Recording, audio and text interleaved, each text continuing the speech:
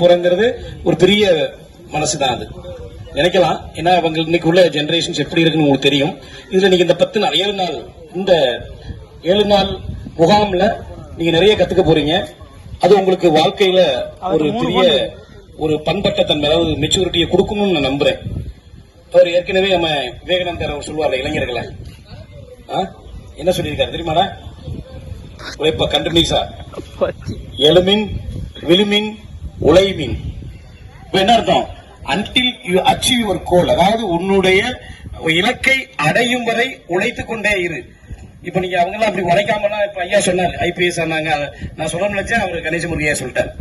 அதனால நான் இன்னொரு ஐபிஎஸ் ஒரு கதையை சொல்லி உங்களுக்கு நான் முடிச்சுக்கிறேன். வேற ஒண்ணும் இல்ல. இப்ப ஐயாவுடைய பையன் ஐபிஎஸ் ஆயிருக்காரு. இந்த ஊருக்கு இந்த பக்கத்திலேயே ஊர், அவர் 1 கிலோமீட்டர் தான் இருக்கும், அம்மாபட்டிங்கிற கிராமம். அந்த கிராமத்துக்கு பேர் சேர்த்திருக்காரு, மாவட்டத்துக்கு பேர் சேர்த்திருக்காரு, பெற்றோருக்கு பேர் சேர்த்திருக்காரு, கல்வி நிறுவனத்துக்கும் பேர் சேர்த்திருக்காரு. அப்படிப்பட்ட நிலையில இந்த கல்வி நிறுவனங்களையே பார்க்காத ஒரு பெண்மணி அவங்க பிறக்காத மாநிலத்தில் போய் ஒரு பேர் வாங்கியிருக்காங்க. Lady lion of the Mumbai அப்படின்னு நீங்க எல்லாம் தெரியும், சோசியல் மீடியா பாக்குறவங்க தான். அம்பிகா அப்படிங்கிறவங்க ஒரு ஐபிஎஸ். நார்த் இந்தியா மீடியா எல்லாம் அவர் கொண்டாடுது, நம்ம அம்பிகா ஐபிஎஸ். அதை மட்டும் ஒரு 2 நிமிஷம் உங்களுக்கு சொல்லிட்டு என்னுடைய வார்த்தையை முடிச்சுக்க விரும்புறேன். ஏன்னா ஐயா பையன் சாதிக்கிறது பெரிய விஷயமா இருக்காது. இங்க நீங்க பாத்தீங்கன்னா அவங்க சாதிச்சது சாதனை பெண்களுக்கு மிக பெரும் உந்துதலா இருக்கும். இந்த அம்பிகாங்கிறவங்க யாரு அப்படின்னா, அவங்க வேற யாரும் இல்ல, திண்டுக்கல் மாவட்டத்துல, திண்டுக்கல்ல நம்ம ஊர் நாராயணபுரம் மாதிரி அங்க ஒரு நாராயணபுரம் அப்படின்னு ஒண்ணு இருக்கு திண்டுக்கல்ல. அந்த நாராயணபுரத்துல அவங்க 9 வரை தான் பள்ளிக்கூடத்துக்கு போறாங்க. அந்த ஸ்கூல்ல திண்டுக்கல்ல இருந்து நாராயணபுரத்துக்கு போகும்போது டவுன் பஸ்ல பாப்பாங்களா ஐபிஎஸ் கோட்டர்ஸ், கலெக்டர் கோட்டர்ஸ் இதெல்லாம் பாத்துக்கிட்டே போகலாம். நம்ம ஒரு நாளைக்கு ஆக முடியாதா அப்படின்னு ஏங்கிக்கிட்டே போவாங்களாம். ஆனா குடும்ப சூழ்நிலை அனுமதிக்கல, அவங்களுக்கு சாப்பாட்டுக்கே வழி இல்ல. அதனால திருமணம் முடிச்சு வைக்க வேண்டிய அவசியம் பெற்றோருக்கு. அதனால அவங்க 9வது படிக்கும் போதே டிராப் அவுட் பண்ணிட்டு திருமணத்தை முடிச்சு வச்சிருக்காங்க. அவர் ஒரு போலீஸ்காரர். சோ ஆக அந்த அம்பியாவுக்கு 9வது drop out, school drop out. அவர் போலீஸ்காரர். அவங்க இப்ப சென்னைக்கு வேலைக்கு போயிடுறாங்க. அப்போ இந்த அவங்க வீட்டுக்காரர் இதுக்கு போயிடுறாங்க, நம்ம ரிபப்ளிக் பரேடு, இண்டிபெண்டன்ஸ் பரேடு நடக்கல. அப்ப அதுக்கு அவங்களே அழைச்சிட்டு போயிருக்காங்க. அங்க உட்கார்ந்து பார்க்கும்போது வீட்டுக்காரர் சின்ன சின்ன பெண்களுக்கு, சின்ன சின்ன இளைஞர்களுக்கு சல்யூட் சொல்லி வச்சிருக்காரு. அதை பார்த்தா இவங்களுக்கு நம்ம வீட்டுக்காரர் எவ்வளவு பெரிய ஆளு, அவங்களுக்கு பெரிய ஆளு, ஆனா அந்த பதவி தெரியாது இல்லையா? அப்போ அவங்களுக்கு என்னங்க சின்ன சின்ன பசங்க எல்லாம் சல்யூட் அடிக்கிறீங்க அப்படின்னு அவங்க சொன்னாங்களா? இல்லம்மா, அவங்க எனக்கு மேல ஐபிஎஸ் அதிகாரி, அவங்க கீழே தான் நான் வேலை பாக்குறேன் அப்படின்னு சொல்லியிருக்காங்க. அப்படின்னா என்ன? அப்படின்னா நீ ஐபிஎஸ் நான் படிக்கணும், நான் வரணும் அப்படின்னு இருக்காங்க. 9வது படிச்சவங்க, அதுக்கெல்லாம் டிகிரி படிக்கணும், நீ 9வது படிக்க பாஸ் ஆகலையப்பா அப்படின்னு சொன்னோன்னா நான் அப்படியாவது பாஸ் ஆகுன்னு சொல்லிட்டு அவங்க எடுத்த முடிவு என்னன்னா 9ல இருந்து 10 நேரம் பிரைவேட்டா அப்ளை பண்றாங்க. எதுக்கு சொன்னா கல்வி நிதி கூட பாக்கல, எந்த பேராசிரியருடைய இன்டராக்ஷனுமே கிடையாது. இப்ப நம்மளாம் உங்களுக்கு நான் ஏற்கனவே என்னுடைய மாணவர்கள் அந்த கதையை சொல்லியிருப்பேன். இவங்க அட்லீஸ்ட் அதுலயே உள்ளுந்துதல் பெறலாம். என்ன செய்யறது? அவங்க எந்த பேராசிரியருடைய வழிகாட்டுதலும் இல்ல. 10 பாஸ் பண்றாங்க, 12 பாஸ் பண்றாங்க, டிகிரியை கரஸ்பாண்டன்ஸ்ல மதுரை காமராஜ் யூனிவர்சிட்டியில முடிக்கிறாங்க. முடிச்சிட்டு வீட்டுக்கார பெரிய சப்போர்ட்டா. இதுக்கு இடையில 16 வயசுல கல்யாணம், 18 வயசுல 2 குழந்தை, 18 வயசுல 2 குழந்தைகள். அந்த 2 குழந்தையும் கணவரையும் திண்டுக்கல்ல விட்டுட்டு அவங்க மெட்ராஸ் அண்ணா ஐஏஎஸ் ஸ்டடி சர்க்கிள் இருக்கு, அங்க போய் படிக்கிறாங்க. உங்களுக்கு ஓபிசிக்கு 5 அட்டெம்ப்ட் தான். அவங்க கடைசி 4 முடிச்சிட்டாங்க, 4 ஃபெயிலியர், 4 ஃபெயிலியர். சில பேர் மெயின்ஸ் வரைக்கும் போயிருப்பாங்க, அவங்க பிரிலிம்ஸ்மே கிளியர் பண்ண முடியல. 5வது அட்டெம்ப்ட் வீட்டுக்காரர் தாங்க முடியல, எனக்கு சமைக்க ஆகல, குழந்தைகளை பார்க்க முடியல, தயவு செய்து வீட்டுக்கு வந்துருன்னு சொல்லி அவங்க கூட்டு அப்ப கண்டிஷனோட வராங்க. வீட்டுக்கு வந்தா நான் திருப்பி ப்ரிப்பேர் பண்ணுங்க, கடைசி அட்டெம்ப்ட் முடிப்பேன் அப்படின்னு சொல்லி அவங்க பெரிய வரலாறு படிக்கிறாங்க. எப்படின்னா மெயின் அப்போ அந்த கடைசி அட்டெம்ப்ட்ல ஐ திங்க் 2014-15 நினைக்கிறேன், அதை எழுதுறாங்க. பிரிலிம்ஸோட அடுத்து பாஸ் ஆகுறாங்க, மெயின்ஸையும் பாஸ் ஆயிடுறாங்க, இன்டர்வியூ போறாங்க, பாஸ் ஆயிடுறாங்க, ஐபிஎஸ் வாங்கிறாங்க.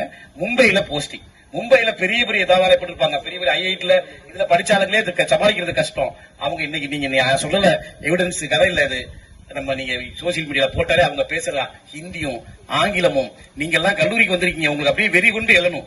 அவங்களே அப்படி பண்ணும்போது கல்லூரியில உட்கார்ந்துருக்க நாம இன்னைக்கு அவங்க என்ன சொல்றாங்க தெரியுமா? பாம்பேல நம்ம சூர்யாவை சொல்லுவோம்ல, லயன் சிங்கம்னு, அந்த சிங்கம் மாதிரி அவங்க lady lion of the Mumbai கொண்டாடுது.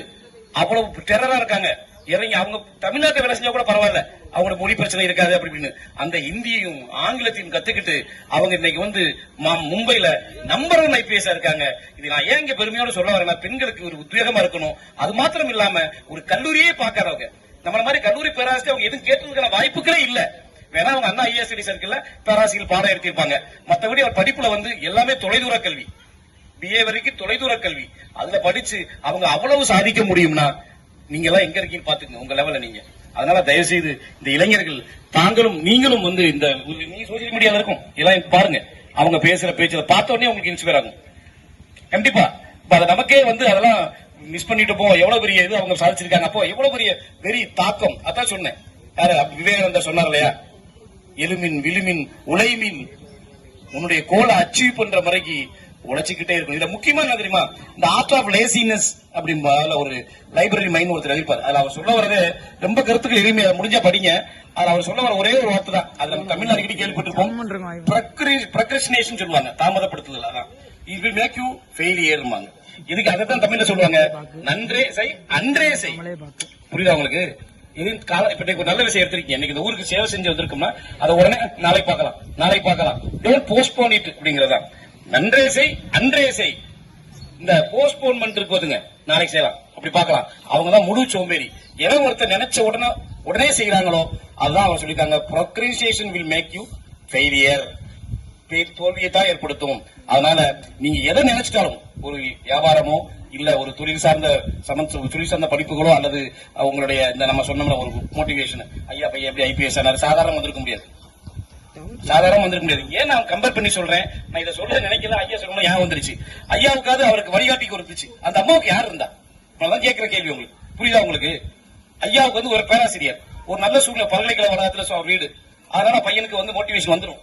ஆனா அந்த பெண்ணுக்கு யோசிச்சு பாருங்க, அந்த பெண் எத்தனை வயசுல, 16 வயசுல 2 குழந்தைகள், அதோட ஒரு பெண் IPS ஆகிறாள் அப்படின்னா எவ்வளவு பெரிய வைராக்கியம். நம்ம எல்லாம் திலகவதியை கொண்டாடிட்டு இருந்தோம். இதை படிச்ச உடனே எனக்கு திலகவதி மேல வைப்பே இல்ல, திலகவதி எல்லாம் ஒண்ணும் இல்ல. திலகவதி IPS தான் நம்ம தமிழ்நாட்டுடைய முதல் IPS சொல்லுவோம். இது பெண்கள் தான் கொஞ்சம் கவனிக்கணும்.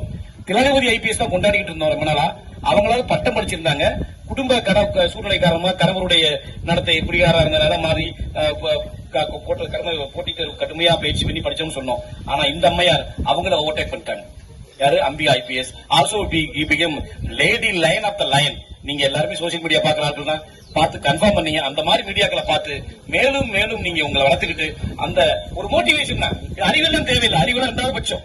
நீங்க நிறைய பாப்பீங்க சோசியல் மீடியா போடுறாங்க 100 மார்க் 60. நீங்க வந்து அது கிடையாது. உங்களுடைய அட்டிடியூட் எதை நோக்கி, இலக்கை நோக்கி பயணிக்கிறீங்க, அதுதான் நீங்க வாழ்க்கையில அச்சீவ் பண்ணக்கூடியது. தயவுசெய்து ஃபிக்ஸ் யுவர் கோல். இந்த ஒரு நாட்டுநல பணித்திட்டத்தில் உங்களுடைய 100 பேரா 50 பேரா வந்திருக்குன்னு தெரியாது, எல்லாம் இன்டராக்ட் பண்றதுக்கான ஒரு வாய்ப்பு, பொதுமக்கள் பெரியவர்களுடைய ஒரு அதாவது கலந்த ஆலோசனைகள், இரவுல நல்லா ஒரு உங்களுக்கு தான் நடத்துவாங்க பொழுதுபோக்கு நிகழ்ச்சிகள். அது பொழுதுபோக்காக இல்லாம நல்ல அறிவுகளை பட்டதீற்ற மாதிரியும் ஊர்க்கால சின்ன குழந்தைகளை சீர்திருத்ததுக்கும், அப்புறம் சுற்றுப்புறச்சூழல் இன்னைக்கு பெரிய அவேர்னஸ் இருக்கு. சுற்றுப்புறச்சூழல் இந்த ஊர்ல நீங்க அதிகமா கவனம் செலுத்த வந்திருப்பீங்கன்னு நம்புறேன். இன்னைக்கு கவர்மெண்ட் ஆஃப் இந்தியாவே பாத்தீங்கன்னா இப்ப அண்மையில பட்ஜெட்ல பாத்தீங்கன்னா 20,000 கோடி கார்பன் கேப்சர் சொல்லிட்டு உலக நாடுகளே இந்த சுற்றுப்புறச்சூழலை பத்தி அஞ்சுக்கிட்டு இருக்கக்கூடிய சூழ்நிலையில நாம இருக்கோம். அதனால இந்த கேம்ப்ல, இந்த முகாம்ல நீங்க சுற்றுப்புறச்சூழலத்துல கவனம் செலுத்துவீங்க நம்புற திட்ட அலுவலர் அதுக்கான திட்டத்தை வகுத்திருப்பாரு.